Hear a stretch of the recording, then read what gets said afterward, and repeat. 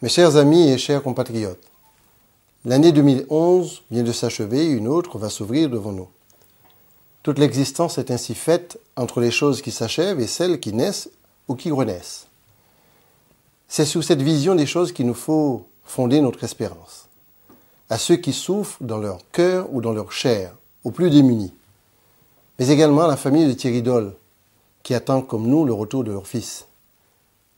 À tout cela, je dis que le meilleur est toujours possible et que la résignation ne doit pas être de notre côté.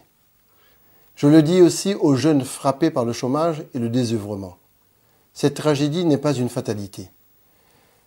Elle nous donne simplement la mesure de ce que nous devons faire autour d'une volonté et d'une espérance partagée.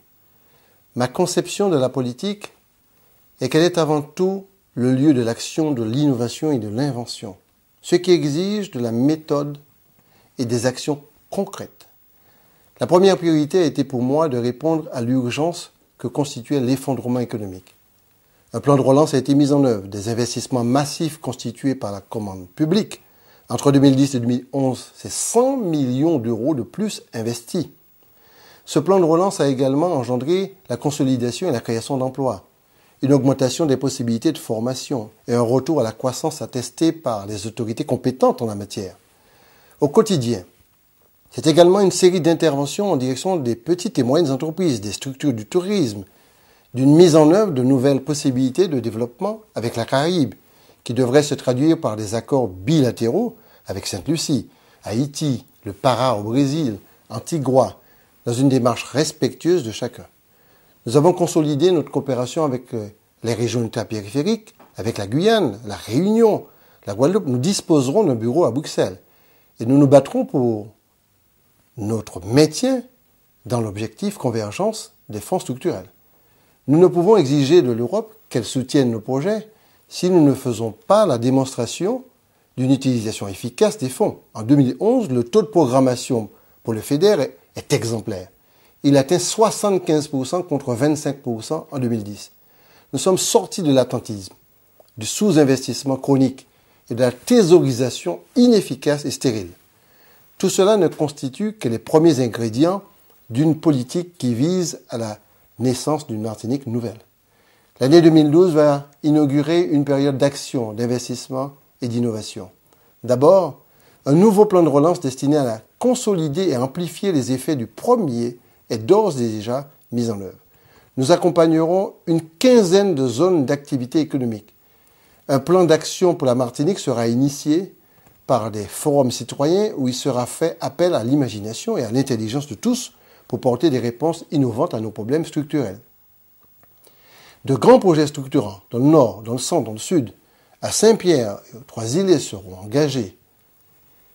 La relance du tourisme est amorcée avec notamment un plan de rénovation des hôtels, le développement systématique de toutes nos filières agricoles pour augmenter notre degré d'autonomie alimentaire, la dynamisation de la pêche, des schémas directeurs dans le domaine du transport, notamment le transport maritime, des énergies renouvelables, du développement culturel, de la formation professionnelle, de l'écologie, du sport, de l'éducation sont en cours.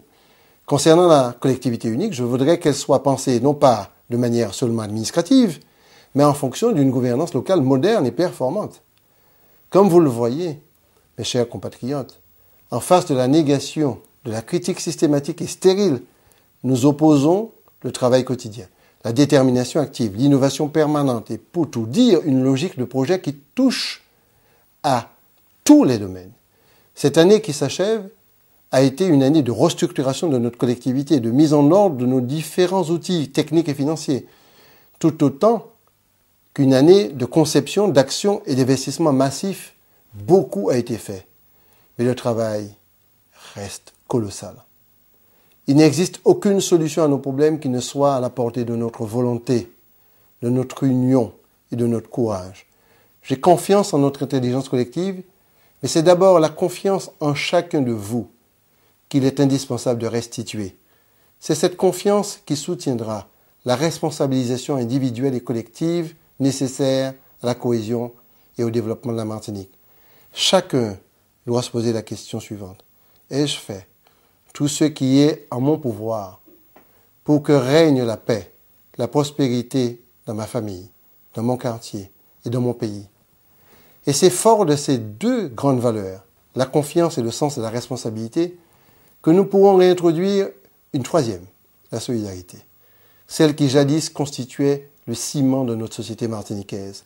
L'année 2012 sera le moment d'agir, d'entreprendre, de vous lancer dans des projets qui vous tiennent à cœur. Faites-le, sans crainte et sans complexe. Nous serons à vos côtés. Bonne et heureuse année 2012.